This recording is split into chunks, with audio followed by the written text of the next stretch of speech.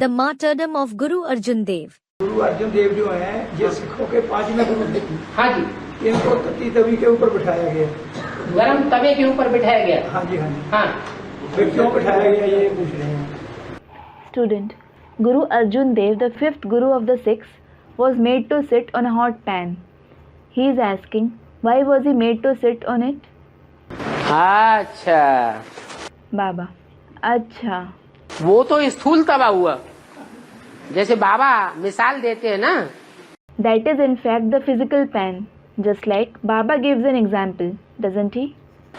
कोई की बुद्धि में ज्ञान ठहरता ही नहीं। The knowledge doesn't stay intact in some people's intellect. तत्ते तवे मिसल। It is like a hot pan. मिसाल किसका दिया? The example of what was given? गरम तवे का। A hot pan.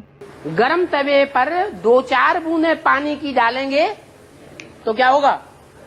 If you pour 2 to 3 drops of water on a hot pan, what will happen? वो उड़ जाएगा। It will evaporate. तो ऐसे ही जो अर्जुन देव हैं उनको गरम तवे के ऊपर बैठा हुआ दिखाया गया। In the same way, Arjun Dev is shown sitting on a hot pan. क्या? What? ये जो गरम तवा है वो ज्ञान ठहरने नहीं देता है। This hot pan doesn't let the knowledge stay intact. पहला गुरु, दूसरा, तीसरा, चौथा, पांचवा। The first Guru, the second one, the third one, the fourth one, the fifth one. एक मिनट। भगवान की दृष्टि में पहले 5 प्यारे हैं। Another student asks something. 1 minute. In God's eyes, are the first 5 dear? जो जितना ओल्ड होगा उतना गोल्ड होगा, या बाद वाले ज्यादा प्यारे हैं? The older someone is, the more he will be like gold. Or are those who come later dear? हैं? पहले 5 ज्यादा प्यारे हैं। The first 5 are dear. तो जो पहले ज्यादा प्यारे हैं उनमें 5वां नंबर है अर्जुन देव का। Among the first 5 who are dear, Arjun Dev's number is the first one. जैसे हिंदुओं में 5 पांडव हुए ना, Just like there were 5 Pandavas among the Hindus, weren't there? ऐसे ये 5 गुरुओं की विशेषता है सिखों में भी। In the same way, there is a speciality of these 5 Gurus even among the 6. ये 5वां गुरु जो है वो कौन से गुरु से विशेष मिलता जुलता है पांडवों में?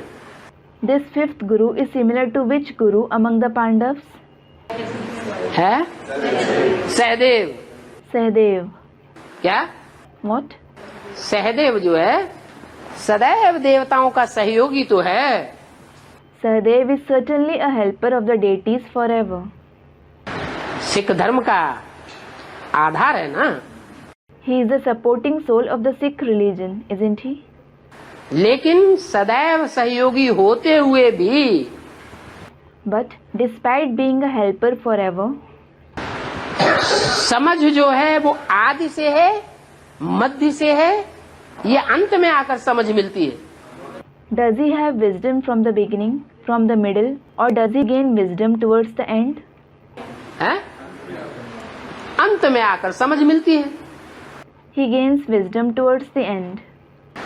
तो ज्ञान ठहरता है या उड़ जाता है? उड़ जाता है। So, does the knowledge stay intact or does it evaporate? It evaporates. ठहर नहीं पाता है, इसलिए गर्म तवे के ऊपर भक्ति मार्ग में बैठा हुआ उनको दिखाया गया। It isn't able to stay intact.